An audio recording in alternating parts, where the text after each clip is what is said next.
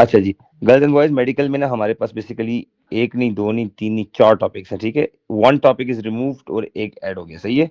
Medical physics में सबसे पहले जो मेडिकल फिजिक्स में आपका टॉपिक आता है वो है एक्सरेज। क्या नाम है? एक्सरेज, लेकिन ये सबसे लेंथी टॉपिक है। ये टॉपिक नंबर 1 है, फर्स्ट, ठीक है। उसके बाद गर्ल्स एंड बॉयज दूसरा जो हमारे पास टॉपिक है वो है सीटी स्कैन। ये मेडिकल टेक्निक्स है ना, आपको तो पता होगा इनके बारे में, सही है। मैं पढ़ाऊंगा लेकिन नाम तो सुना होगा ना, ठीक है। ये हो गया second.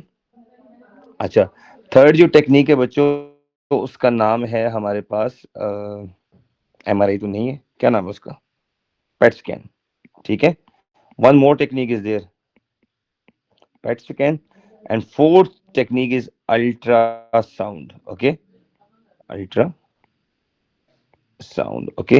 So we will do PET scan today and we will do CT scan today. Reason is that ये दो टॉपिक थोड़े, CT स्कैन तो बहुत शॉर्ट है, PET स्कैन जो है वो थोड़ा लेंथी है एज कम्पेयर टू सबसे लेंथी एक्सरे और उसके बाद अल्ट्रासाउंड है, ठीक है। लेकिन अगर एमआरआई आपको सर? नहीं, एमआरआई आउट हो गया सिलेबस से। अच्छा, अच्छा अच्छा, आपको ठीक पता है। है, आपको पता है ये जितनी भी मेडिकल टेक्निक्स है ना, अगर एडवांसमेंट की बात करें ना, तो तकरीबन यहाँ पे एमआरआई आता था, इस जगह पे। तो एमआरआई को मैं ब्लू कलर से लिख रहा हूँ, ये सिलेबस से आउट हो गया। तो सबसे ओल्ड मेथड में एक्सरे था, उसके बाद सीटी स्कैन था, उसके बाद अल्ट्रासाउंड और एमआरआई आगे पीछे के टॉपिक्स हैं। देन उसके बाद PET scan, one of the most advance technique, 2023 के बाद सिलेबस में ऐड हुए हैं। बात समझ आई? अच्छा, तो सीटी स्कैन और पेट स्कैन में आपको पहले कराता हूँ। तो सबसे पहले हम मैं कराता हूँ आपको पेट स्कैन, ठीक है। सही हो गया?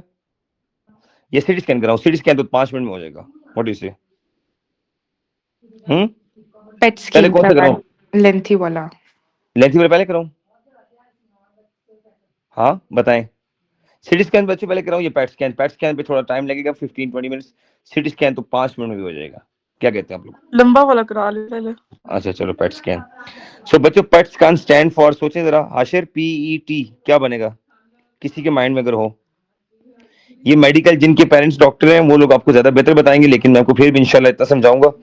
इसको कहते हैं बच्चों positron emission tomography. Yes, tomography. क्या बात है Ashir, good. Positron emission tomography, ये एक ऐसी टेक्निक है बच्चों जो ऐसी डिजीज डिटेक्ट करती है जिसमें फॉर एग्जांपल ट्यूमर, अल्लाह ना करे, अल्जाइमर, ठीक है, सॉरी फॉर द स्पेलिंग, ठीक है, और इवन कुछ कार्डिक डिजीजेस, ठीक है, जहाँ पे वेन की ब्लॉकेज वगैरह चेक करनी हो, ठीक है। तो उसके लिए हमारे पास डिमेंशिया, ठीक है। So we have to use this technique known as the positron emission tomography to detect these 4 things, okay. और भी टेक्निक्स होंगी, लेकिन पॉजिट्रॉन एमिशन टोमोग्राफी बेसिकली ये जो चीजें इनको मेडिकल डायग्नोस्टिक के लिए यूज होती है। आप हैरान हो जाएंगे इस टेक्निक को पढ़ के कि साइंटिस्ट के माइंड में इतना ब्रिलियंट आइडिया कैसे आया है, ठीक है। अब टेक्निक के लिए मैं आपको स्लाइड दिखाऊंगा और स्लाइड की कुछ चीजें आपको बताऊंगा, आपने जरा उस पर फोकस करना है, ठीक है। Okay, this is known as the positron emission tomography. Before you understand this medical technique, इसमें कॉन्सेप्ट लगता है, इसको कहते हैं एनहाइलेशन भी कहते हैं, इनहेलेशन कहते हैं। I don't know the correct pronunciation क्या है, मेरा हमेशा से मसला है इसके प्रोनाउंसिएशन का, ठीक है। एनहाइलेशन किसे कहते हैं? When ever girls and boys electron, जिसको ई माइनस कहते हैं, एंड पॉजिट्रॉन, जिसको ई प्लस कहते हैं, whenever these two particles, एक मैटर है और एक एंटी मैटर है, ठीक है, whenever they combine together they produce two gamma photons which basically move in opposite direction। बच्चों, अब इस टेक्निक से पहले आप इसकी फिजिक्स समझेंगे, बेसिकली रेस बनती कैसे हैं, इसमें होता क्या है, फिर मैं आपको मेडिकली बताऊंगा ये डायग्नोस कैसे करती है। अच्छा, बात समझ आई? तो हमने सबसे पहले ये गैमा फोटॉन्स प्रोड्यूस करने हैं इस टेक्निक के लिए। उस गैमा फोटॉन्स के लिए we have to you know have a reaction of electron with a positron. Whenever they combine together you will get two gamma photon which basically move in opposite direction, और इनमें angle तकरीबन 180 degree का होगा। one gamma photon goes like this and other gamma photon goes like this, and this entire concept is known as annihilation। चले, पहला question, कोई confusion इसमें? And energy is sir release. ये कैसे एक दूसरे में आप वो करते हैं, फेंकते हैं? Very good question. सारा ये पूछना चाह रही है कि सर इलेक्ट्रॉन कहाँ से आता है और पॉजिट्रॉन कहाँ से आता है और ये रिएक्शन किस जगह होता है? This is what you want to say ना? जी जी। Good question. अभी मैं आपको आगे जाके बताऊंगा। Electrons basically inside our body, जहां पे अल्लाह ना करे कैंसर ये ट्यूमर है ना, उसके अंदर ऑलरेडी इलेक्ट्रॉन्स होते हैं इनसाइड ट्यूमर। मैं ट्यूमर की बात कर रहा हूँ। तो inside tumour electrons are already there, ठीक है, ये तो उधर होते हैं। लेकिन ये जो पॉजिट्रॉन है, we have to produce positron by a process, जो मैं अभी नेक्स्ट स्लाइड में एक्सप्लेन करूंगा, ठीक है। सर ये आप रिपीट कर सकते हैं, मुझे समझ नहीं आई थोड़ी। देखें, मैं कहता हूँ इस टेक्निक के लिए हमें चाहिए 2 गैमा फोटॉन्स। वो गैमा फोटॉन क्या करेंगे वो आगे का मामला है, ठीक हो गया। लेकिन गैमा फोटॉन प्रोड्यूस करने के लिए हमें 2 चीजें चाहिए। एक चाहिए इलेक्ट्रॉन, जिसको बीटा नेगेटिव भी कहते हैं, और एक चाहिए पॉजिट्रॉन, जिसको बीटा पॉजिटिव भी कहते हैं। ये दोनों आपस में मिलेंगे तो 2 गैमा फोटॉन प्रोड्यूस होंगे एग्जैक्टली इन ऑपोजिट डायरेक्शन। इस पूरे प्रोसेस को, इस पूरी इक्वेशन को you can say this is inhalation. When a electron and a positron they combine together, this is electron basically, and this is positron, a matter and antimatter, they combine together, they make 2 gamma photon which move basically in opposite direction. This process is known as annihilation. Now Sara is asking, sir, from where you are getting proton, positron, and from where you're getting this electron basically. अब वशमा positron जो होता है ना, वो हम produce करेंगे आगे next, ये अभी नेक्स्ट एपिसोड में, नेक्स्ट स्लाइड में, ठीक है। Electron are already there inside the patient body, जिसके अंदर ट्यूमर, जिसको डिटेक्ट करने से ट्यूमर के अंदर ऑलरेडी इलेक्ट्रॉन होते हैं। अब आपको ये तो समझ आ गया कि इलेक्ट्रॉन उस पेशेंट के अंदर होते हैं बेसिकली, लेकिन पॉजिट्रॉन कहां से आते हैं आलियान, ये मैं आपको अभी सिखाता हूं आगे, ठीक है। लेकिन ये आपने याद रखना है, electron and positron whenever they made to combine together they produce 2 gamma photons, okay. क्योंकि एक मैटर है, एक एंटी मैटर है बच्चों, this is matter, electron is matter basically, and positron is anti matter. आपको पता है ना, इलेक्ट्रॉन के ही एग्जैक्ट मास का, अगर इलेक्ट्रॉन का चार्ज तो -1 है ना, लेकिन अगर ऐसी चीज हो जिसका चार्ज +1 हो बेसिकली, उसको फिर हम पॉजिट्रॉन कहते हैं। इलेक्ट्रॉन का आइडेंटिकल है लेकिन इसका चार्ज बिल्कुल ऑपोजिट है, दैट्स व्हाई इसको पॉजिट्रॉन कहते हैं। प्रोटॉन नहीं है, प्रोटॉन बहुत हैवी है। पॉजिट्रॉन इलेक्ट्रॉन के मास के बराबर है, इसकी मास एग्जैक्टली इक्वल है, सिर्फ ऑपोजिट आपके पास चार्ज है। तो मैं यहाँ पे लिख भी देता हूँ, इनकी मास सेम है इलेक्ट्रॉन और पॉजिट्रॉन की, लेकिन इनका चार्ज बिल्कुल ऑपोजिट है, ठीक है बच्चों। Yes, any question up till now? अब पॉजिट्रॉन आता कहां से, मैं सिखाता हूँ आगे। अच्छा, अभी तक क्या बात सीखी है, क्या 2 चीजें मिलती हैं बताएं, शाबाश। इलेक्ट्रॉन और positron. Okay, when they combine together, they produce 2 gamma रे photons. photons, which basically move in opposite directions. directions. ठीक है, and this process is known as, yes बच्चों, Annihilation. annihilation, and a lot of energy is produced. ठीक है, यहाँ तक बात समझ आ गई। अब आपने मजे की बात देखनी है। अब electron already there inside the tumour है, तो इसकी तो आपने टेंशन लेनी नहीं है। और पॉजिट्रॉन कहां से आया, बेसिकली इश्यू सारा इसके अंदर है। From where you are getting positron, उसके लिए आपको थोड़ा सा हौसला रखना पड़ेगा, ठीक है। मैं आपको बताऊंगा। बिफोर आई मूव ऑन, आपको बच्चे क्वांटम के कुछ बेसिक कॉन्सेप्ट आने चाहिए। E equals to H F सबको आता है? कौन बताएगा ई क्या है, एच क्या है, एफ क्या है? शाबाश बताओ, एनीवन, बॉयज में से। Boys, what is E equals to H F? E equals to H F क्या है बच्चों, बोले? एनर्जी ऑफ फोटोन है। फोटॉन है। ई एनर्जी है। आशिर क्यों शर्म आ रही, बोलो ना, आई एम वेटिंग। एच क्या है Ashir? Planck constant. Shejil F क्या है?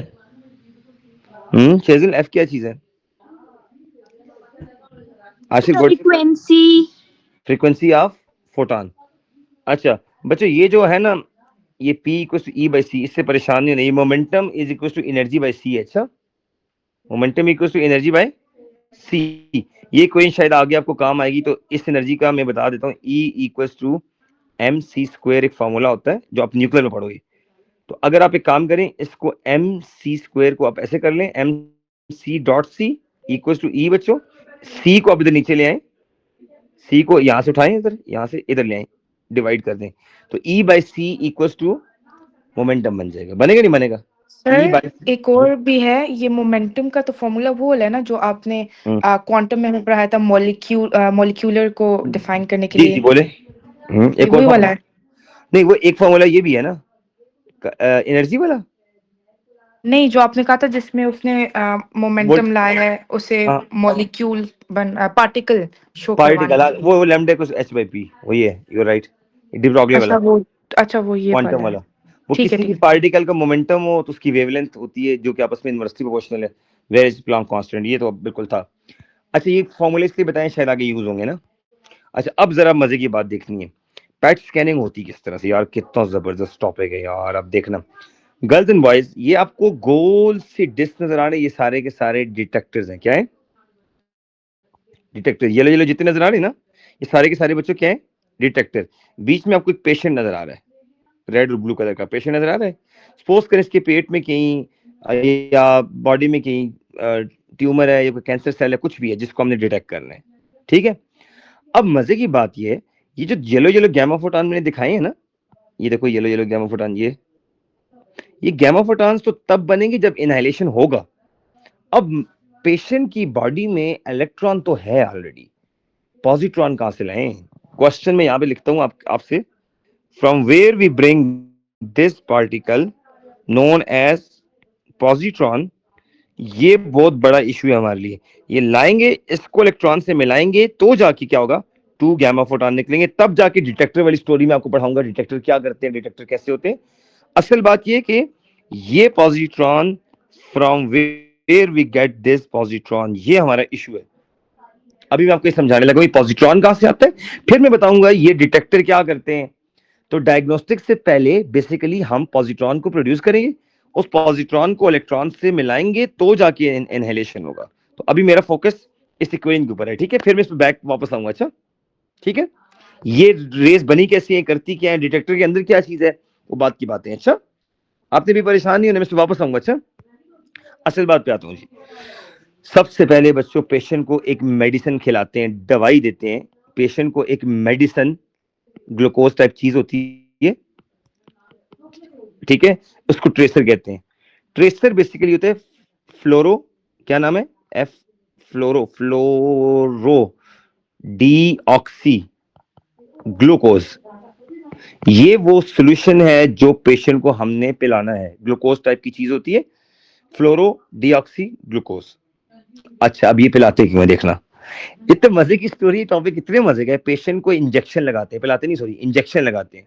उस इंजेक्शन के अंदर ये केमिकल है जिसका नाम बच्चों क्या है, बोलो शाबाश सारे, फ्लोरो डीऑक्सी ग्लूकोज। ठीक है, अब आपको मैं एक मजे की बात बताता हूं, असल इसके अंदर जो एलिमेंट है वो है फ्लोरीन। क्या नाम है? जो बीटा पॉजिटिव प्रोड्यूस करेगा उसका नाम क्या है बच्चों? फ्लोरीन। जो एलिमेंट हमें रिक्वायर्ड है दैट इज बेसिकली फ्लोरीन। अब आपने बात देखनी है, हमने ग्लूकोज पिलाया क्यों है पेशेंट को, मैं स्टार लगा रहा हूं, हमने ग्लूकोज क्यों पिलाया? Cancer cells are metabolically more active as compare to normal healthy cell. यानी कैंसर सेल्स शुगर के लिए बैठे होते हैं, कहीं से शुगर मिले तो वो कैंसर सेल उसको ईट करते हैं बेसिकली। अब ये मैंने लिखा है यहाँ पे, cancer cells are basically more metabolically active, that's why they want कि वो शुगर को, ये ग्लूकोज को क्या करें, एब्सॉर्ब करें। अब हम कैंसर सेल के साथ एक ट्रिक करते हैं ना, what we do, we inject this chemical which is known as the fluorodeoxyglucose into the patient body. अच्छा, वो पेशेंट के ब्लड में मिक्स हो जाता है, जैसे वो सोल्यूशन डिसॉल्व होकर जाता है तो वो जो ट्यूमर है या कैंसर सेल है जहां पे, वो बाकी बॉडी के कंपैरिजन में बहुत ज्यादा एब्जॉर्ब करता है उस ग्लूकोज को। जैसे एब्जॉर्ब करता है तो हमारा जो रिक्वायर्ड एलिमेंट है फ्लोरीन, बेसिकली इसके अंदर जो मेन एलिमेंट है वो फ्लोरीन है, वो फ्लोरीन उस जगह पे पहुंच जाता है उस ट्यूमर के अंदर जो इन्फेक्टेड एरिया है। यहां तक बात सुनना। अभी मैंने क्या किया, इंजेक्शन के थ्रू पेशेंट की बॉडी में ट्यूमर तक मैंने फ्लोरीन को पहुंचा दिया, और फ्लोरीन जिस कंपाउंड के अंदर है उस कंपाउंड का नाम है fluorodeoxyglucose. Ready to take your question first. ये बात समझ आ गई ट्रेसर क्या चीज है? बताएं। सर ये फिर से एक्सप्लेन कर सकते हैं कि कहाँ तक पहुंचता है, मतलब कैसे? Good question. पेशेंट को क्या लगाते हैं? फ्लोरोडीऑक्सी ग्लूकोज का इंजेक्शन, ठीक है, उसमें जो मेन एलिमेंट है उसका नाम क्या है? फ्लोरीन। फ्लोरीन की एटॉमिक मास 19 होती है, लेकिन ये फ्लोरीन ऐसा है जिसका एटॉमिक मास 18 है, आइसोटोप। अच्छा, और एटॉमिक नंबर 9 है। अब बताइए फ्लोरीन इस इंजेक्शन के अंदर होगा कि नहीं होगा? उस कंपाउंड के अंदर फ्लोरो होगा। नाम है ना, होगा।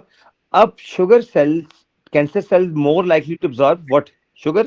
कैंसर सेल्स मतलब हर किसी की बॉडी में होते हैं, आप ये कह रहे हैं? नहीं, देखो, अब एक हेल्दी पेशेंट है ना, उसकी अच्छा बॉडी में कैंसर सेल की स्ट्रेंथ बहुत कम होती है, लेकिन अगर अल्लाह ना करे जिसका ट्यूमर है, जी जिसको हमने डिटेक्ट करना है, डॉक्टर ने लिख के दी है कि इस पेशेंट का पेट स्कैन करें हमेशा कि इसका ट्यूमर है, ट्यूमर का साइज बहुत ज्यादा है। तो जैसे ही उस पेशेंट में इंजेक्शन लगाएंगे ना सारा, तो जैसे ही वो ब्लड में जाएगा, तो ब्लड में सबसे ज्यादा ये कंपाउंड उस जगह जाएगा जहां पे ट्यूमर है बेसिकली। ओके क्योंकि sugar, cancer cell the more they love basically sugar. तभी कहते हैं शुगर, जिस बंदे को कैंसर है ना, अगर उसने 1 साल में मरना है, वो शुगर खाए वो 2-3 महीने में मर जाएगा। ठीक है, cancer cell basically they like sugar. मैंने आपको बता दी कि इनकी मेटाबॉलिक एक्टिविटी बहुत फास्टर होती है as compare to healthy cell. ये देखो लिखा हुआ है। आलिया की बात समझ आ गई? Yes sir. अच्छा, तो अभी तक वो जो ग्लूकोज वाला सोल्यूशन है वो उनकी बॉडी में पहुंच गया ना। अच्छा, अब अपने मजे की बात देखनी है। जैसे ही फ्लोरीन उधर जाता है, तो फ्लोरीन वहां पे जाके एक बीटा पार्टिकल एमिट कर देता है। क्या करता है?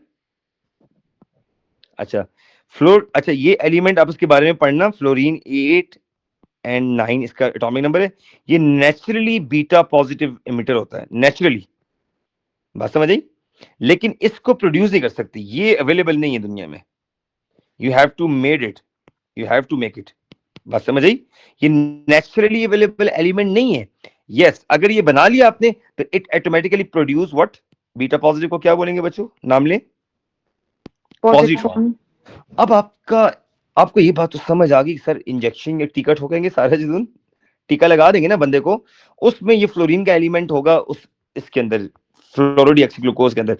लेकिन उस इंजेक्शन के लिए ये फ्लोरीन लाते कहां से हैं? ये नेचुरली अवेलेबल नहीं है। This element is not naturally available. ये आइसोटोप, इसको प्रिपेयर करना पड़ता है। अब देखना, पहले इसकी प्रिपरेशन मैं आपको सिखाता हूँ, फिर बताऊंगा इनहेलेशन कैसे करते हैं। बच्चों, प्रिपरेशन के लिए you can see the circular ring type structure. This is known as a mini particle accelerator.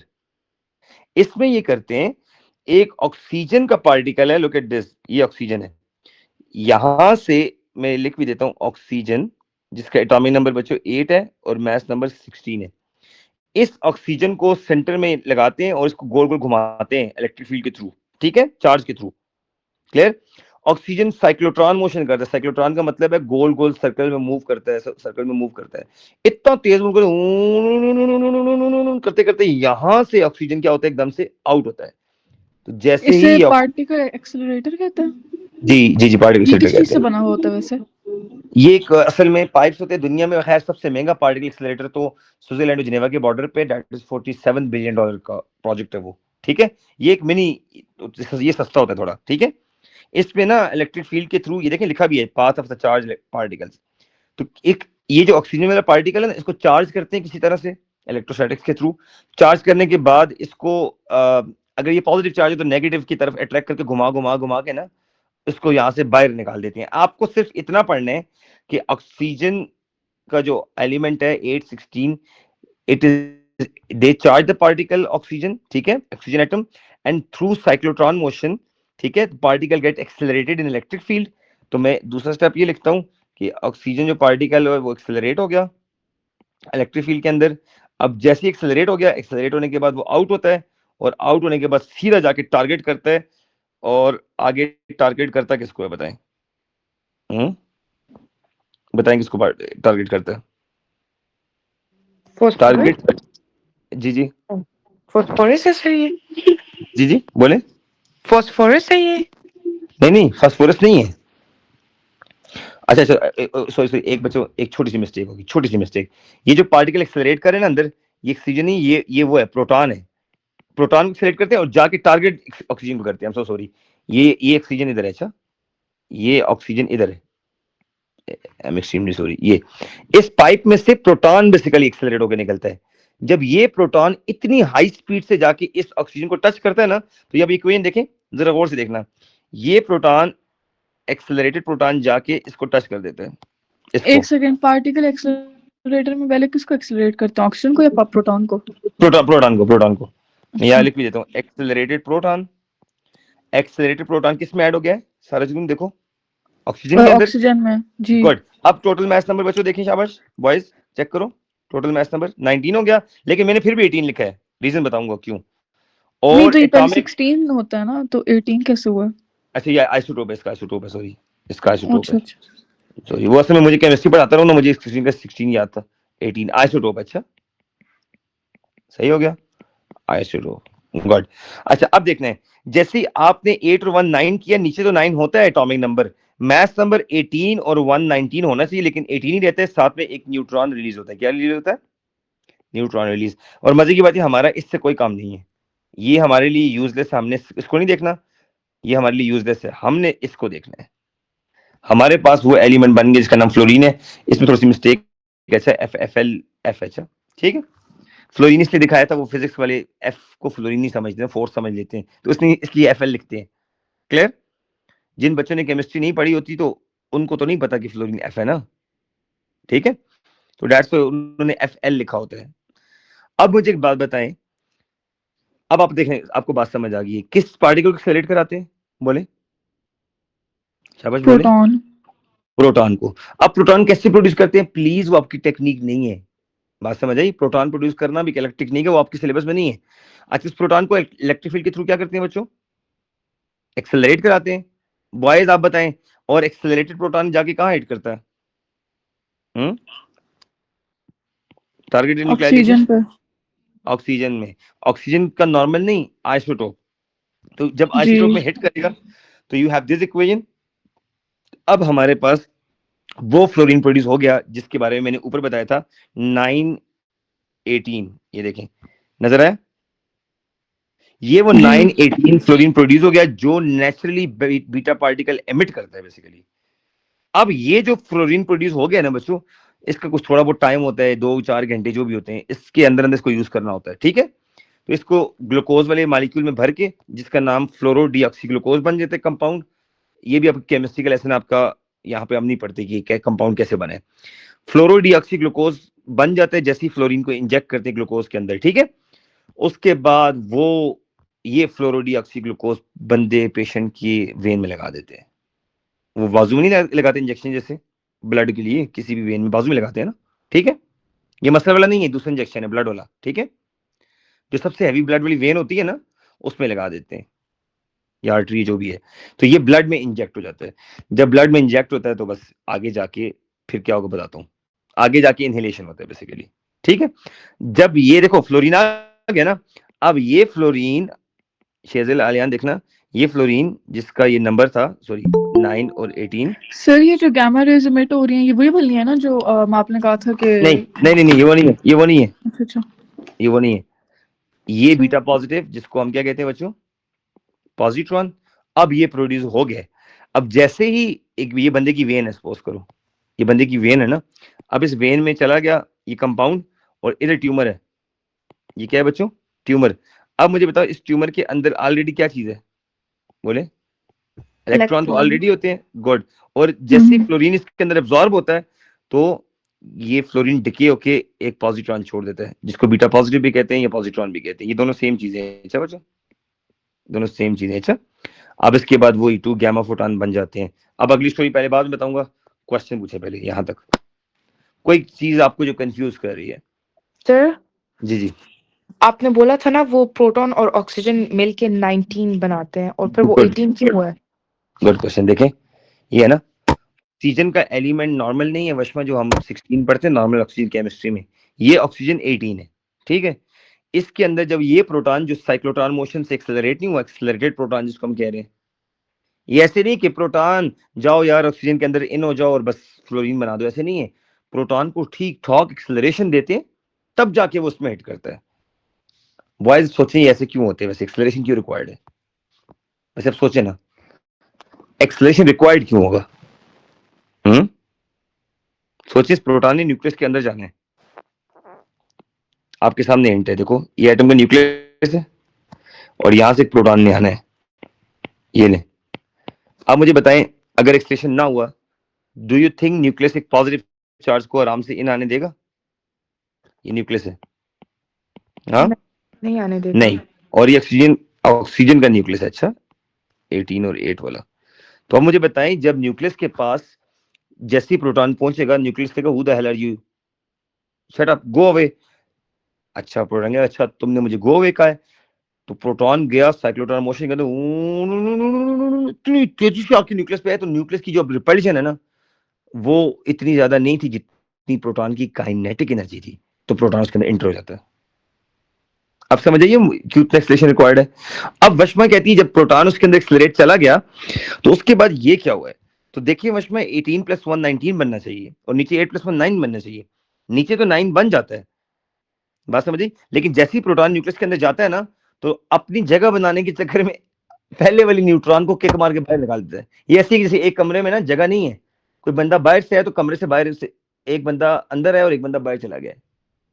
यानी सपोज कर कमरे में लड़के बैठे हैं, लड़कियां भी हैं, एक गर्ल अंदर आई है तो एक लड़का यहाँ से बाहर चला गया, या एक लड़का अंदर आया तो लड़की बाहर चली गई। तो ये ऐसे ही है कि प्रोटॉन अंदर आया तो न्यूट्रॉन बाहर चला गया। अच्छा, उसे फिल कर दिए ना उसकी हाँ, स्पेस। स्पेस को फिल ठीक कर है। दिया, रिप्लेस कर दिया। अब समझ आइए। और एटम न्यूक्लियस की प्रॉपर्टी है कि न्यूक्लियस जब भी अनस्टेबल होता है, कोई मसला होता है, उससे गैमा फोटॉन लाजमी निकलता है, एनर्जी थोड़ी बहुत निकलती है। अच्छा, न्यूक्लियर एक्शन की क्वालिटी है कि जब भी न्यूक्लियर एक्शन होता है, आप न्यूक्लियस के अंदर छेड़छाड़ करोगे तो गैमा रेज एनर्जी निकलेगी लाजमी। और कोई क्वेश्चन बॉयज आपसे पूछ रहा हूँ, एनी क्वेश्चन? सर मुझे जैसे ये कंफ्यूजन है कि आपने कहा है कि प्रोटॉन पहले एक्सेलरेट होता है, तो मतलब ऑक्सीजन ऑलरेडी बाहर होता है? हाँ, उसके टारगेट जो गन नहीं, ये गन टाइप जी इसके जी, सामने रखा होता है ऑक्सीजन। चलें ठीक है। प्रोटॉन सीधा जाता है ना, जैसे ही इस पाइप से बाहर निकलता है तो सीधा जाके उस जगह पे हिट करता है जहाँ पे ऑक्सीजन का एलिमेंट होता है। पर सर उस एनवायरनमेंट में कुछ और होता नहीं है, सिर्फ नहीं, ऑक्सीजन और कैसे हम रख सकते हैं? नहीं, वो एक कंटेनर होता है, उसके अंदर ऑक्सीजन रखी होती है ना, तो पाइप फिट किया तो उसके अंदर। अच्छा ठीक है ठीक है। जी जी, बाहर से कुछ नहीं होता। और ठीक है, क्योंकि चार्ज पार्टिकल एयर में इतना ट्रेवल नहीं करता ना, इसलिए वो बिल्कुल करीब रखा होता है। सही है बॉयज। शेजल, और कोई क्वेश्चन हो प्लीज बताएं। You are very close to the topic, आपको सही समझ आ रहा है माशाल्लाह। Any question? अभी तक हमने 5 स्टेप्स कर लिए हैं। पहला स्टेप इनहाइलेशन। इनहाइलेशन के लिए 2 गैमा फोटॉन बनाने, लेकिन तो था अवेलेबल, लेकिन पॉजिट्रॉन नहीं था। तो पॉजिट्रॉन आना था किससे? फ्लोरीन से। तो फ्लोरीन नहीं था, फ्लोरीन को प्रिपेयर किया है ऑक्सीजन से, इस मेथड के थ्रू। जब बन गया फ्लोरीन तो उसको मिक्स कर दिया ऑक्सीजन और ग्लूकोज वाले उस एलिमेंट में ना, फ्लोरोडीऑक्सी ग्लूकोज, और वो लगा दिया इंजेक्शन। इंजेक्शन पहुंच गया पेशेंट के अंदर, पेशेंट में ट्यूमर था, ट्यूमर ने शुगर को वेलकम किया, शुगर के चक्कर में उसने फ्लोरीन को अब्जॉर्ब कर लिया उस ट्यूमर ने। और जैसे ही फ्लोरीन को अब्जॉर्ब किया तो फ्लोरीन ने उस पेशेंट के अंदर जाके ये पार्टिकल छोड़ दिया जिसका नाम था पॉजिट्रॉन, और इलेक्ट्रॉन पहले से था। तो इलेक्ट्रॉन और positron, hello hi electron how are you. तो पॉजिट्रॉन कहता है yes I am fine how are you electron. यार मैं तो ट्यूमर के अंदर काफी दिनों से यार तंग हो गया हूँ यार। ठीक है, बंदे को कैंसर है, इसकी तबीयत ठीक नहीं है, और बार बार मुझे अजीब जी मेडिसिन दे रहे हैं। अब इलेक्ट्रॉन से बातें कर रहे हैं पॉजिट्रॉन से ना। ठीक है, पॉजिट्रॉन से कहते हैं यार तुम कहाँ से आए हो। यार actually you know fluorine atom just throw me out of that house ना। अब फ्लोरीन कहाँ से है? फ्लोरीन बनाया है ऑक्सीजन से। ये कुछ स्टोरी थी। तो जैसे पॉजिट्रॉन इलेक्ट्रॉन आपस में मिले, एकदम धमाका होता है और ये 2 गैमा फोटॉन्स निकलते हैं। इस पूरे प्रोसेस को इनहेलेशन कहते हैं। ये जो इक्वेशन है, ठीक है, समझ गए यहां तक? जी बच्चों आगे जाऊं? अच्छा, यस अब सर, जाएं अभी आगे। देखें, अब शेजल देखो, ये बंदा बेचारा पेशेंट अल्लाह ना करे जिसके दिमाग में ट्यूमर था ना, ठीक है, और कितना अच्छा डॉक्टर है, देखो उसको अच्छा वेलकम कर रहा है, रेडियोलॉजिस्ट। अब आपको ये डोनट टाइप स्ट्रक्चर नजर आ रहा है? ये जी देखिए, no that donut shape ring. अब इस डोनट शेप रिंग के अंदर ना मजे मजे के डिटेक्टर्स हैं, ये देखिए इस तरह के डिटेक्टर्स हैं बेसिकली। ठीक है, अब गर्ल्स एंड बॉयज, जैसे ही इस पेशेंट के अंदर इलेक्ट्रॉन और पॉजिट्रॉन गले मिलते हैं ना आपस में, ठीक है, एकदम से 2 गैमा फोटॉन निकलते हैं, और वो gamma photon equal and opposite move करते हैं। आपको नजर आ रहा है ये जो येलो येलो? हाँ, ठीक है बच्चों, एक ऊपर डिटेक्टर मैंने दिखाया रेड वाला, और एक नीचे। यानी जिस डिटेक्टर को जाके हिट करते हैं ना, तो कंप्यूटर प्रोग्राम चेक कर लेते हैं कि ये डिटेक्टर किस जगह के डिटेक्टर में पर जाके gamma sir I photon. Wanna ask कि जो इसको इंजेक्ट किया हुआ है वो तो इससे पहले जाने से किया हुआ है ना, इसके अंदर जाने से पहले, बिल्कुल बिल्कुल। तो वो तो पहले ही प्रोसेस स्टार्ट हो जाएगा ना गैमा रेज देखिए प्रोड्यूस करने का। गुड, देखें जैसे पेशेंट को इस मशीन में डालते हैं ना, इस मशीन में, इस मशीन से 1 मिनट पहले इंजेक्शन लगा के मशीन में डाल देते हैं पेशेंट को। अच्छा अच्छा, ठीक है। ठीक है, एक आध मिनट लगता है जो भी है। उस मिनट के बाद जैसे ही वो गैमा फोटॉन निकलते हैं तो बीप बजती होगी ना कोई। बीप बजने के बाद पता लगता है कि ये वाले जो इस जगह पे जो है ना, ये डिटेक्टर ने कलर चेंज किए, ये बीप बजी जो भी है, सही है। उससे कम से कम उनको ये आइडिया हो जाता है कि बॉडी के इस पोर्शन में जो है ना ट्यूमर है। अब मसले दो हैं। रेडियोलॉजिस्ट को 2 किस्म के चैलेंजेस होते हैं, एक ट्यूमर है किधर है और ट्यूमर कितने साइज का है। ये 2 बातें उन्हें पता करनी होती है। अस्तगफुरुल्लाह, अल्लाह माफी, पढ़ाते हुए मैं पहली दफा मैं तो रो गया था। ये बहुत मुश्किल चीज है यार, ट्यूमर मजाक तो नहीं है। मेरी फैमिली में एक बंदे को ट्यूमर हुआ है, असल में डिटेक्टर के अंदर है क्या चीज है। तो आते हैं जी, इनसाइड डिटेक्टर आते हैं जी। Detecting gamma rays. डिटेक्टर के अंदर 2 बेसिक चीजें हैं बच्चों, 2 basic things are there in a detector. खत्म होने वाला ये टॉपिक। फर्स्ट चीज का नाम है स्केंटिलेटर, स्केंटिलेट, क्रिस्टल डेट स्केंटिलेट, पता नहीं सेंटिलेट स्केंटिलेट जो भी है। और सेकंड चीज है फोटो मल्टीप्लाई ट्यूब। आप कहेंगे सर हमने सोचा भी नहीं था कि A2 की फिजिक्स ऐसी होगी। Yes it is like this. ठीक है, तो डिटेक्टर के अंदर कितनी चीजें हैं बच्चों? 2 चीजें। एक का नाम है क्रिस्टल डेट स्केंटिलेट, ये फर्स्ट चीज है डिटेक्टर के अंदर। और दूसरी चीज डिटेक्टर के अंदर है फोटो मल्टीप्लायर ट्यूब। अभी तक बात मैंने बिल्कुल सिंपल रखी है। डिटेक्टर के अंदर 2 चीजें, ठीक है बच्चों। गैमा फोटॉन का जो डिटेक्टर है इसके अंदर ये 2 चीजें। अगर आप इन 2 चीजों की बात सुनेंगे फिर आपको समझ आएगी, आप क्वेश्चन भी कर सकेंगे, आपको पता भी चलेगा ये है क्या। बच्चों क्रिस्टल एक ऐसी क्रिस्टल डेट स्केंटिलेट, अगर आप स्केंटिलेट का मीनिंग पढ़े ना, something that produce light, basically something जिसको एनर्जी दे तो वो लाइट प्रोड्यूस करे, उसको स्केंटिलेशन कहते हैं। मैं आपको समझाता हूँ कैसे।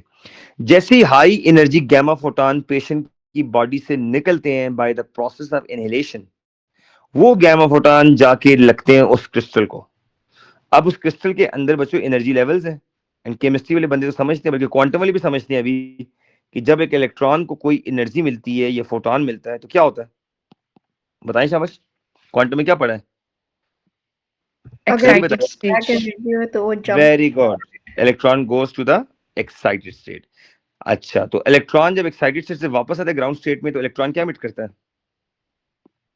फोटॉन्स, वही फोटॉन है ना। अच्छा, अब मसला ये है कि जैसे ही इलेक्ट्रॉन ग्राउंड स्टेट से एक्साइटेड स्टेट में जाता है, और इलेक्ट्रॉन जाहिर एक्साइटेड स्टेट में ज्यादा देर रह नहीं सकता, ये आपको मैंने उसमें भी बात की थी, तो electron decay back to the ground state. Electron जैसे ही वापस आता है तो वो फोटॉन्स रिलीज करता है, वो फोटॉन विजिबल लाइट्स के होते हैं। किसके होते हैं? विजिबल लाइट के। बात समझ आई? यानी गैमा, अब एक बहुत मजे की बात है बच्चों, ये जो फोटॉन है ये गैमा फोटॉन्स है। लेकिन एक मसला है, आप जरा इस फॉर्मूले को देखना, E इक्वल्स टू शेजिल HF ना। शेजिल कहती है सर नुमान गैमा की फ्रीक्वेंसी तो एक्सट्रीमली हाई है। यस, अगर गैमा की फ्रीक्वेंसी हाई है तो गैमा फोटॉन की एनर्जी भी बहुत हाई होगी। लेकिन अगर लेट्स सपोज वो गैमा फोटॉन इलेक्ट्रॉन को एक्साइट तो कर देता है किसी हायर लेवल पे, लेकिन इलेक्ट्रॉन लेवल नंबर 4 से सपोज करें लेवल 3 पे आ जाता है, और लेवल 2 पे आ सकता है, लेवल 1 पे आ सकता है, तो अगर इलेक्ट्रॉन वापस 4 से 1 पे आए फिर तो गैमा फोटॉन रिलीज करेगा, ये बात बिल्कुल ठीक है। लेकिन अगर इलेक्ट्रॉन लेवल नंबर 4 से लेवल 3 पे आए तो हो सकता है एक्सरे फोटॉन रिलीज करे, हो सकता है विजिबल लाइट की फोटॉन रिलीज करे, डिपेंड करता है कि। ये फिर से समझाएंगे सर? देखो बच्चों, मैं एक सिंपल सी बात बताता हूँ, देखें बात ये नहीं, ये आपके सामने लेवल्स है, ये बड़ी इंपॉर्टेंट चीज है, ठीक है। ये ले, मैं ये कहता हूँ इलेक्ट्रॉन वाज देयर इधर, और ये स्केंटिलेटर के अंदर की बात है, ये क्रिस्टल है जो कि क्रिस्टल डेट स्केंटिलेट, इसकी स्टोरी बता रहा हूँ, ठीक है। जैसे ही वो जो इनहेलेशन के बाद वो जो गैमा फोटॉन आता है ना, गैमा फोटॉन इनहेलेशन के बाद बनते हैं ना गैमा फोटॉन, तो गैमा फोटॉन जाके टक्कर किसको मार रहे हैं? बोले शाबाश, डिटेक्टर को, ठीक है। अब उस डिटेक्टर के अंदर क्या है? एनर्जी लेवल्स हैं, और एनर्जी लेवल्स के पास इलेक्ट्रॉन्स हैं। अब जैसे ही यहां से इलेक्ट्रॉन बच्चों इधर आ गया तो इलेक्ट्रॉन की ट्रांजिशन होगी। अब मैं कहता हूं इलेक्ट्रॉन अगर वापस इस शेल में आए, ठीक है, या फिर इससे शेल में आए, या फिर इससे शेल में आए, तो वो different types of energies release करेगा, लेकिन उसमें से वो एनर्जी जिसका नाम है विजिबल लाइट। कौन सी लाइट? Visible light. अब हम कहेंगे विजिबल लाइट कहां से आ गए? आप देखें बच्चों, E equal to H C by lambda है ना, तो ये एनर्जी और ये लैम्डा। तो जब आपका लैम्डा इस स्पेक्ट्रम में मैच कर जाए किसके? G X U V I M R. आप बच्चों इस बात को मानते हैं कि हर कलर की अपनी अपनी वेवलेंथ है, यहाँ पे हर उसकी ऑन वेवलेंथ है कि नहीं है? तो मैं इसकी बात करूं विजिबल लाइट की। ये विजिबल लाइट अगर यहाँ पे आ जाए ना, इससे मैच कर जाए वेवलेंथ से, तो इसका मतलब ये है जो एनर्जी बच्चों यहाँ पे रेडिएट होगी वो विजिबल लाइट होगी। क्या होगी? यानी इलेक्ट्रॉन फोर्स से अगर फर्स्ट पे आए फिर तो गैमा होगा, फोर्स से फर्स्ट पे आए, ये मैं मानता हूँ इस चीज को। लेकिन अगर इलेक्ट्रॉन फोर्स से थर्ड पे आ जाए तो हो सकता है वो विजिबल लाइट इमिट कर दे। बात समझ आई? देखे ना, आपके घर में यार 6 स्टेयर्स हैं, आपको मैंने गैमा को फोटॉन दिया, आपने स्टेयर 1 से जंप मारा, स्टेयर 6 पे सपोज करो। अब अगर स्टेयर 6 से वापस स्टेयर 1 पे आ पाते हैं फिर तो गैमा रिलीज करेंगे, लेकिन स्टेयर 6 से स्टेयर 5 पे आ जाए जंप मार के वापस, फिर 5 से 4 पे आ जाए, फिर 4 से 3 पे आ जाए, तो हो सकता है किसी स्टेयर से जो एनर्जी रिलीज हो वो विजिबल लाइट से मैच कर जाए। ठीक है, समझ रहे मेरी बात को? ये कॉन्सेप्ट भूल गए आप लोग? ये अल्लाह क्वांटम का कॉन्सेप्ट किधर से भूल गए? E2 minus E1 equals to HF।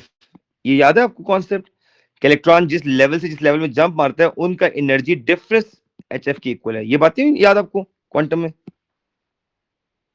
ये भूल गए? जी याद है। याद है ना? अब ये जो एनर्जी में कह रहा हूं डेल्टा E, ये इलेक्ट्रॉन किस लेवल से किस लेवल पे जाता है उन दोनों का डिफरेंस नहीं है, डिफरेंस है ना। जब ये डिफरेंस आपको पता चल गया बॉयज, तो इस डिफरेंस को ऊपर रखो, प्लांक कांस्टेंट को डिवाइड मारो, एफ नहीं आ सकती, फ्रीक्वेंसी फ्रीक्वेंसी आएगी ना। और वो फ्रीक्वेंसी क्या पता इसमें से विजिबल लाइट से मैच कर जाए, क्या पता गैमा से मैच करे, लेकिन विजिबल लाइट निकलती है इस क्रिस्टल में से। बात समझ आई? Sir I want to ask कि जो क्रिस्टल है ये डिटेक्टर के अंदर होता है? डिटेक्टर के अंदर होता है, हाँ जी। और इस डिटेक्टर के अंदर ये होता है और इसके अंदर ये एनर्जी लेवल्स होते हैं? एनर्जी लेवल्स होते हैं बिल्कुल। और जब ओके, गैमा फोटोन आके इसको हिट मारता है इस तरह, ठीक है, ठीक है। तो इलेक्ट्रॉन जो है वो एनर्जी लेवल में एक्साइट हो जाते हैं। लेकिन जब वो डी एक्साइट होते हैं वापस ना, तो सम टाइम दे प्रोड्यूस, क्योंकि क्रिस्टल बनी ऐसी होती है ऐसे मटेरियल की कि क्योंकि जब इलेक्ट्रॉन जरूरी वापस, नहीं है कि वो सेम एनर्जी लेवल पे वापस आए, it can be yes differ. Yes okay, yes, और ये क्रिस्टल उस मटेरियल की बनी होती है जिसमें इलेक्ट्रॉन वापस उस एनर्जी लेवल पे नहीं जा रहे होते। यानी स्टेयर 1 से 6 पे जंप मारा है ना, तो हो सकता है 6 से वापस 5 पे आए, हो सकता है 6 से 4 पे आ जाए, दैट्स व्हाई विजिबल लाइट बनती है। लेकिन वशमा की बात सही है, अगर 6 से वापस फर्स्ट पे आएगा ना, फिर तो जो फोटोन एब्जॉर्ब किया वो रिलीज करेगा, फिर तो गैमा रिलीज करेगा। समझ गए मेरी बात को? तो सर इससे फिर ये कैसे पता चलता है, मतलब डिटेक्ट कैसे होती हैं गैमा रेज? मतलब अगर विजिबल लाइट ना इमिट हो, कुछ और हो जाए फिर? चलें यार, मैं आपको एक और बात बताता हूँ। अगर ये गैमा आके इसको हिट मारता है इलेक्ट्रॉन को, आपको इस तरह समझाता हूँ, गैमा ने आगे इसको हिट मारा ना, हो सकता है ड्यूरिंग हिटिंग गैमा कुछ एनर्जी लूज कर दे। देखो काइनेटिक एनर्जी है ना इसके पास बहुत ज्यादा, हिट करके कुछ एनर्जी लूज कर दे। अब जो रिमेनिंग एनर्जी बच गई है उससे इलेक्ट्रॉन ने एक्साइटेशन करनी है, जब उसका डिफरेंस मैच कर जाएगा एनर्जी लेवल्स के साथ। ठीक है, आपको ये बात पता है इलेक्ट्रॉन हर एनर्जी पे जंप नहीं मारता, ये आपको मैंने बात क्वांटम में सिखाई है। इलेक्ट्रॉन की स्पेसिफिक फिक्स एनर्जी चाहिए जो एनर्जी लेवल के डिफरेंस के बराबर होगी। तो जैसे ही इलेक्ट्रॉन ऊपर जंप मारेगा, लेकिन वश मैंने क्लियर कर दिया, वो वापस उस शेल में नहीं आता जहां से जंप मारा है, ठीक है, किसी और शेल में गिर जाता है। लाइक यहां से यहां गिर जाएगा, यहां से यहां गिर जाएगा, लेकिन जंप तो यहां से यहां पे मारा है, लेकिन वापसी इधर गिर गया है, यहां से यहां गिर गया है, ठीक है, यहां से यहां गिर गया है। तो इससे क्या होता है, विजिबल लाइट के फोटॉन्स निकलते हैं। अब जब ये फोटॉन निकलते हैं ना, तो ये विजिबल लाइट के जो ब्रस्ट निकलते हैं ना, बहुत ज्यादा एनर्जी निकल रही होती है। ये कभी कभी इस इलेक्ट्रॉन को उठा के फेंक देती है, ये फिर आता है, ये रिलीज करता है। तो करते करते जितने भी उसके अंदर इलेक्ट्रॉन्स हैं जो जो एक्साइट हो सकते हैं वो होते जाते हैं एक्साइट। तो एक्साइटेशन की सीरीज स्टार्ट हो जाती है, इलेक्ट्रॉन जंप मारते नीचे आते, जंप मारते नीचे आते, जंप मारते नीचे आते हैं, बार बार ऐसे करते हैं इलेक्ट्रॉन्स। उससे क्या होता है, एक ह्यूज अमाउंट ऑफ लाइट निकलती है। ये लाइट आगे निकल के फोटो मल्टीप्लाई ट्यूब के पास चली जाती है। पहला पार्ट मैंने पढ़ा दिया आपको, इसका पहला पार्ट जो था ना, ये देखें, अ क्रिस्टल दैट स्कैंटिलेट, ये स्टोरी मैंने समझा दी है। अब ये जो लाइट निकली है इलेक्ट्रॉन्स के जंप बैक से, वो light photo multiply tube capture कर लेती है। अब समझ आइए। और फोटो मल्टीप्लायर बच्चों ट्यूब एक ऐसी चीज है जो लाइट सिग्नल को इलेक्ट्रिकल सिग्नल में कन्वर्ट करके उस ट्यूमर के अंदर की इमेज ड्रॉ करता है। ये देखो सर वो तो समझ आ गई, लेकिन मैं कह रही हूँ कि लाइक फॉर एग्जांपल अगर गैमा रे जो फोटोन जो हिट करेगा, इंसिडेंट होगा इलेक्ट्रॉन्स पे, अगर ठीक है उसकी लाइक एनर्जी ज्यादा या बहुत कम होगी कि वो ठीक मतलब है, उसकी वो जो नहीं करेगा। डिफरेंस होगा हाँ, एनर्जी को मैच ही ना कर पाए विजिबल लाइट के साथ, फिर मतलब अगर कुछ और इमिट हो जाए। Good question. आप देखें, आप गैमा जब जाके हिट करता है ना, अगर फर्स्ट सेल का नहीं मैच करते, क्या पता सेकंड का मैच करो, क्या पता थर्ड का मैच करो, क्या पता फोर का मैच करो, तो ये जो हमारे पास क्रिस्टल होती है ना, जिसको स्कैंटिलेट कहते हैं, ये ऐसी क्रिस्टल होती है जिसके अंदर बहुत ज्यादा एनर्जी लेवल्स होते हैं। बात समझ आई? अच्छा तो अच्छा गैमा समझ किसी गई जी। हाँ, सही है। तो गैमा किसी न किसी से लाजमी मैच करेगा, और जब मैच करेगा तो ज्यादा लेवल्स की वजह से ही इलेक्ट्रॉन वापस उस लेवल में नहीं आते, इलेक्ट्रॉन के पास मल्टीपल ऑप्शन आ जाती है वापसी पे। तो इलेक्ट्रॉन कभी किस लेवल में गिरता है, कभी किस लेवल में गिरता है, लेकिन जब भी गिरेगा वो एक एनर्जी रेडिएट करेगा। वो एनर्जी का जो विजिबल लाइट का पोर्शन है ना, विजिबल लाइट का पोर्शन, वो विजिबल लाइट का पोर्शन फोटो मल्टीप्लाई ट्यूब पकड़ लेती है। तो देखो यहाँ पे मैंने क्या लिखा है, the photon produced by the scintillator are then converted into electrical signal by the photo multiply tube. यानी वो फोटोन जो इलेक्ट्रॉन्स की डी एक्साइटेशन से प्रोड्यूस होते हैं, फोटो मल्टीप्लाई ट्यूब उनको वेलकम करती है और उनको पकड़ लेती है। बाकी आपका आगे काम ही नहीं है। कंप्यूटर कैसे करता है, ये कंप्यूटर की आगे बहुत इंजीनियरिंग है प्रॉपर किस्म की। इतना आसान होता तो ये फिर बहुत पहले बननी होती डिवाइस, 16वीं सेंचुरी बनी होती।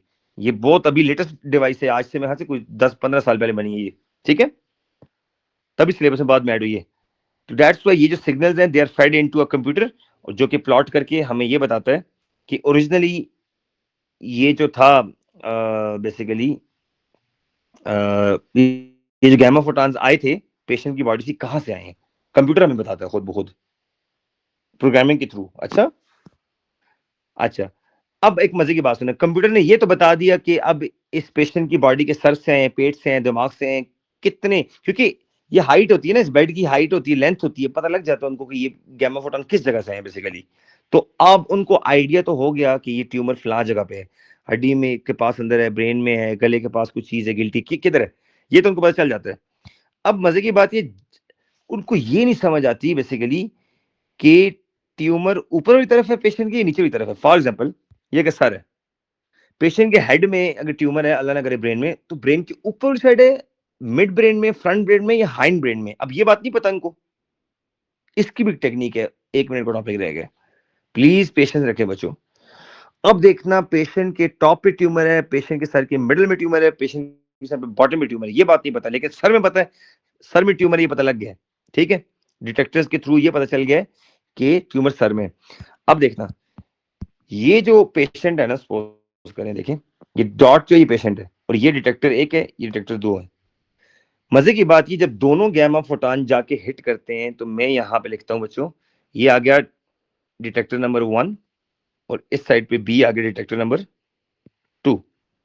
मजे की बात ये, अगर तो डिटेक्टर 1 और डिटेक्टर 2 का टाइम सेम है, मींस अगर ये 2 मिली सेकेंड में पहुंचे तो ये भी 2 मिली सेकेंड में पहुंचे, इसका मतलब ट्यूमर मिडिल में, tumour, try to understand this thing, tumour middle में। लेकिन अगर सपोज करें ये जो टाइम है ये 1.9 सेकेंड आ गया, और ये टाइम जो है ये 1.4 सेकेंड आ गया, ठीक है। अब बताएं कौन से जल्दी पहुंचा है, फर्स्ट या सेकेंड, जल्दी बताएं कौन सा सेकेंड। सेकेंड गैमा जल्दी पहुंचे, इसका मतलब है ट्यूमर ब्रेन के निचले हिस्से पे, ठीक है। ये अगर ये पेशेंट का ब्रेन है ना, ये वाला, एक मिनट, ये पेशेंट का ब्रेन है सपोज करें, तो अगर ये वाला जल्दी क्विक पहुंच गया तो इसका मतलब ट्यूमर नीचे कहीं है। बात समझ आई? तो टाइम लैप्स, इस वर्ड को फिजिक्स में कहते हैं time lapse between 2 gamma photon. 1 minute से कम टाइम रह गया, बस आपका खत्म होने वाला है। Time lapse between 2 gamma photons arriving the detector, क्या arriving the detectors, locate the position of the tumor, locate the position of tumor, यानी ट्यूमर ब्रेन के ऊपर है या नीचे है। बात समझ आ गई है? अच्छा, ये तो टाइम लैप्स ने ये बता दिया कि ट्यूमर की क्या चीज बच्चों, लोकेशन कितना है, लेकिन मसला ये ट्यूमर के साइज का कैसे पता लगेगा? तो number of gamma photons hitting the detector size को बताता है। Number of gamma photons is directly proportional to size of tumour. Bilawal Bhutto वाला फॉर्मूला यहाँ पे लग जाएगा। साइज ऑफ ट्यूमर, बिलावल ने कहा था जब ज्यादा बारिश होती है तो ज्यादा पानी आता है। जब पेशेंट की बॉडी के अंदर ट्यूमर बड़ा होगा तो इनहेलेशन भी ज्यादा होगी। जब इनहेलेशन ज्यादा होगी तो गैमा फोटॉन्स बहुत ज्यादा निकलेंगे। जब गैमा फोटॉन्स बहुत ज्यादा निकलेंगे तो डिटेक्टर को हिट करने वाले गैमा फोटॉन्स बहुत ज्यादा होंगे, बहुत ज्यादा इनहेलेशन होगी, बहुत ज्यादा फोटो मल्टीप्लाई टू से लाइट निकलेगी। समझ गए? ये बिलावल वाली स्टोरी है। तो साइज वाला मसला नहीं है, लोकेशन वाला मसला है, वो टाइम लैप्स है असल game. Ready to take your question? Done, PET scan is done. देख लें। तो मैंने ये सारी बात की है। देखो गैमा फोटॉन निकल गए, वो सब कुछ हो गया। एक लाइन होती है, इसको लाइन ऑफ रिस्पांस कहते हैं, और टाइम लैप्स निकालते हैं between the two gamma photons arriving the detector. उनमें टाइम में डिफरेंस आता है तो कंप्यूटर एनालाइज कर लेता है और उसको इमेज में कन्वर्ट कर लेता है। तो नंबर ऑफ फोटॉन्स कितने जा रहे हैं वो साइज ऑफ ट्यूमर को बेसिकली बताते हैं कि कंसंट्रेशन ऑफ ट्रेसर क्या है, कंसंट्रेशन ऑफ ट्यूमर कितनी है। तो साइज ये कंसंट्रेशन ऑफ ट्यूमर के बारे में नंबर ऑफ फोटॉन्स बताते हैं, और लोकेशन के बारे में टाइम लैप्स बताता है। डन हो गया ये। इसके ये बीमारियां जो पेट स्कैन के थ्रू, अगर डॉक्टर को शक है किसी बंदे को कैंसर है तब भी इससे करेगा। ब्लड फ्लो में मसला है, हार्ट डिजीज है, ब्रेन इंजरी, अल्जाइमर, डेमेंशिया, ये सारी बीमारियां इससे ही डिटेक्ट होती हैं। ये हमें पता होना चाहिए कौन सी बीमारियां करते हैं डिटेक्ट। मुझे बताएं, डॉक्टर बंदा पेशेंट कहता है मुझे दर्द है, वो कहते हैं एक्सरे कराओ, एक्सरे में देखते हैं हड्डी ठीक है। ये तो डॉक्टर का, देखिए ये तो डॉक्टर का एक्सपीरियंस है ना, हमें नहीं पता। डॉक्टर कहते हैं, कुछ डॉक्टर ऐसे होते हैं जो पहले कहते हैं सीटी स्कैन कराओ, फिर कहते हैं एमआरआई कराओ, फिर भी नहीं समझ आती, फिर कहते हैं पेट स्कैन कराओ। ये सर इसका क्वेश्चन आता है कि पेट कौन सा डिटेक्ट करता है? हाँ हाँ हाँ, अच्छा, हाँ बिल्कुल, पेट स्कैन की एप्लीकेशन में पूछ सकता है आपसे ना। लेकिन मैं डॉक्टर का बता रहा हूँ, कुछ डॉक्टर के एक्सपीरियंस होते हैं, वो कहते हैं यार जी आप इस तरह करें, एमआरआई मत कराएं, आप डायरेक्ट पेट स्कैन कराएं इसका। ठीक है, वो पेशेंट कंडीशन को देख के कहते हैं। लेकिन महंगा स्कैन है ना, बहुत महंगा स्कैन है। आपको पता है एमआरआई स्कैन इस वक्त 20,000 से ऊपर का है, ज्यादा होगा। सिटी स्कैन तकरीबन मेरे ख्याल से 8,000 करीब का है, जितना मुझे पता है। ठीक है, तो कैसा लगा? यू आर स्टडीइंग फिजिक्स और medicine. How was the lesson? समझ आया? जी सर। ठीक हो गया? देखना, अब मैं पहली बात बताता हूँ।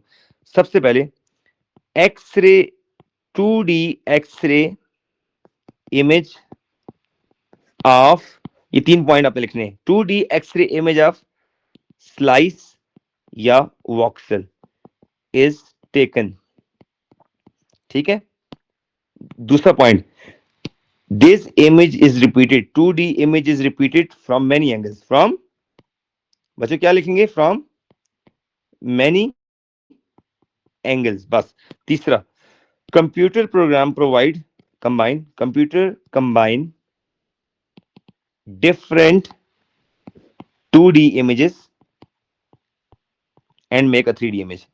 Computer program combine two different 2D images and make a 3D image. Make a 3D image. तो बस image is processed and displayed. Image is processed and displayed. ये इतनी आसान स्टोरी है और इसके कितने मार्क्स हैं बच्चों? 4 मार्क्स। इसके अलावा कोई मार्क भी सीटी स्कैन से आएगा सिलेबस में, पेपर में, आउट ऑफ सिलेबस है, कुछ भी नहीं करना इसके अलावा। देखिए आप सब बताएं, उस पोर्शन को नाम क्या है? छोटे पोर्शन का नाम क्या है? जल्दी बोलें। वॉक्सल। अच्छा, उसका 2D एक्सरे इमेज लेते हैं through rotating x-ray tube. Very good. अच्छा, अब उस 2D इमेज को रिपीट करते हैं फ्रॉम मेनी एंगल्स, और कंप्यूटर प्रोग्राम क्या करता है? डिफरेंट 2D इमेजेस को कंबाइन करता है and make a 3D image. कोई वॉक्सल कोई भी हो सकता है, कोई भी बॉडी पार्ट हो सकता है। मैं कहता हूं इसके अलावा आपको कुछ भी नहीं लिखना। ये सीधा सीधा आता है ना, explain the working of CT scan 4 mark के लिए, that's it. Sir CT scan full body तो नहीं होता ना? नहीं, वो पोर्शन या स्लाइस का करते हैं। सही है। सर सीटी स्कैन होता है सीटी स्कैन को, अच्छा सीटी स्कैन कहते हैं, इसका पूरा नाम है कैट स्कैन। अच्छा, क्या कहते हैं इसको? CAT scan. CAT stand for computerised axial tomography. क्या नाम है? कंप्यूटराइज ये एक्सियल की स्पेलिंग है? Axial tomography, computerise axial tomography, axial AXIAL। चलो ठीक है। अच्छा चल, अब तो सिर्फ एक दिमाग लगाएं, एक्सरे और सीटी स्कैन में क्या डिफरेंस होगा? डॉक्टर क्यों सीटी स्कैन प्रेफर करते हैं as compare to x ray? 3D होता है। यस, ये 3D होता है और एक्सरे 2D 2D होता है। और एक्सरे तो सिर्फ बोन को फ्लैश से डिस्टिंग्विश करता है, सीटी स्कैन मसल के अंदर भी मसले बताता है। तो आप लिखेंगे एक्सरे 2D इमेज है बच्चों, सीटी स्कैन 3D इमेज है। पहली बात तो ये लिख लें बस, ये एडवांटेजेस पूछेगा, ये 2 मार्क के लिए आप लिख लेंगे बस। इधर आप सर लिखेंगे मेरी बात सुने, ये जो ये सीटी स्कैन है, ये हमें डॉक्टर स्पेशल मतलब स्पेसिफिकली बोलता है कि इस जगह का करवाओ, या आपको बिल्कुल कैसे? बिल्कुल। ब्रेन में दर्द है ना, एक बंदा कहता है डॉक्टर साहब मैं दरख्त पे कुछ चीज तोड़ रहा था, मैं गिरा हूं, मेरे सर में लगी है और बेहोश हो गया बच्चा। हाँ अच्छा, किधर लगी है जी? इस जगह लगी है अच्छा, जी, बस वो कहते हैं इसको सीटी स्कैन इसमें सर कराएंगे। कोई रेडियो ट्रेसेस इंजेक्ट करते हैं? कुछ भी नहीं करते, इसके अलावा कुछ भी नहीं करते। मैं कह रहा हूं ना, जो मैंने बता दी है आपको 4 मार्क, एक स्टेटमेंट आएगी 4 मार्क के लिए आपने लिखना है बस। बाकी जितने भी क्वेश्चन आपको बुकलेट में नजर आएंगे वो सब 2023 से पहले के आउट है। आपको सिर्फ सीटी स्कैन की 4 मार्क की वर्किंग लिखनी है, मैं आपको बार बार बता चुका हूं, और ये लिखी है मेरी बुकलेट में स्टार्ट में, बात समझ आई? इसके अलावा इसके मैथमेटिकल क्वेश्चन है सीटी स्कैन के, वो नहीं है सिलेबस में। अच्छा, मैं आपको क्वेश्चन की स्क्रीनशॉट भेजूंगा, बस ये क्वेश्चन आपने करना है, इस टाइप के क्वेश्चंस करने हैं, ठीक है? ये ऊपर रोटेटिंग एक्सरे ट्यूब होती है और फिर नीचे डिटेक्टर्स होते हैं, लाइक नीचे जमीन हाँ पे? नहीं, वो एक डोनट टाइप चीज होती है ना, अच्छा अच्छा ठीक है। डोनट टाइप चीज होती है, उसी के अंदर मशीन फिर रही होती है, एक्सरे उसी के अंदर डिटेक्टर्स होते हैं। अब इसके बस डिटेक्टर्स क्या सर है? मैं जाऊं? बस शेजल तुम जाओ, शेजल एक बता दो शेजल, जी एक्सरे जी का इतना लिख लो, एक्सरे बनाते हैं 2D इमेज और सीटी स्कैन बनाते हैं 3D इमेज। एक्सरे सिर्फ बोन की यूज होता है, ठीक है? बोन को फ्लैश से डिस्टिंग्विश करता है ना, बोन वर्सेस फ्लैश बॉडी का। लेकिन जो सीटी स्कैन है वो जो सिमिलर टिश्यूज नहीं है, डिस्टिंग्विश कर सकते हैं क्वाइट सिमिलर टिश्यूज भी, डिस्टिंग्विश, पता क्या स्पेलिंग है, डिस्टिंग्विश क्वाइट सिमिलर टिश्यूज जिनकी डेंसिटी सेम होती है, distinguish tissues of quite similar density, मतलब कैपिलरीज या फ्लैश या ऐसा चीज जिसमें हड्डी नहीं होती ना, उनको भी डिस्टिंग्विश कर सकता है, quite similar density, quite similar density. बाकी तीसरी बात ये कि सीटी स्कैन बोर्ड मोर फाइनल डिटेल बताता है, मोर डिटेल्स बताता है about tissue, more detail about tissues बताता है। और एक्सरे जो है वो टिश्यूज के बारे में कुछ भी नहीं बताता, सिर्फ बोन के बारे में बताता है, टिश्यू का कुछ भी नहीं बताता। बस 4 पॉइंट आपने याद करने हैं। एक्सरे रोटेटिंग ट्यूब होती है, स्लाइस होता है, वॉक्सूल होता है, मैनी एंगल से शॉट्स लेते हैं, उन 2D शॉट्स को कंबाइन करके 3D इमेज बनता है। बस ये बात आपने स्टोरी कहानी छाप देनी है जिधर भी आएगा। बाकी सीटी स्कैन और एक्स में फर्क क्या है, या वो एक्सरे पढ़ेंगे तब आएगा। बाकी इसमें रटा मारना है डिफरेंसेस का, ठीक है, कि इसमें क्या डिफरेंस है। चैट जीपीटी को यार बताएं what's advantage of x-ray and CT scan, आपको पूरी लिस्ट दे देगा, ठीक है? बस ये 2 टॉपिक मैंने पढ़ाने थे आपको, और कुछ भी नहीं है इसके अंदर, ठीक है? एनीथिंग एल्स देन दिस आपने नहीं करना टॉपिकल में, मैं आपको बता रहा हूँ। सीटी स्कैन के वो क्वेश्चन 2023 से पहले वाले हैं, वो क्वेश्चन शुक्र नहीं करते आउट हो गया, इतना मुश्किल कॉन्सेप्ट था वो सीटी स्कैन का, वो निकल गया सारा, ठीक है? हाँ, किसी को पढ़ने का शौक है सीआई एग्जाम के बाद पढ़ ले, अभी नहीं पढ़ना उनको, ठीक है? मतलब ऐसे डबोले क्वेश्चन आए ना कोई भी, आपने वो नहीं करने। सीटी स्कैन का क्वेश्चन हुआ और ऐसे आपको डब्बे नजर आए इस तरह, यूं इस तरह वाले, आपने ऐसे क्रॉस मार देने, ठीक है? सिर्फ आपने इधर वर्किंग आएगा 4 मार्क के लिए, 4 मार्क के लिए आपने 1 पॉइंट 2 पॉइंट 3 पॉइंट 4 पॉइंट लिख देने। आगे एडवांटेज पूछेगा एक्सरे सीटी स्कैन में, बस आपने इधर एक्सरे के और इधर सीटी स्कैन के एडवांटेज लिख देने, बस इसके अलावा कुछ भी नहीं पढ़ना, ठीक है? बस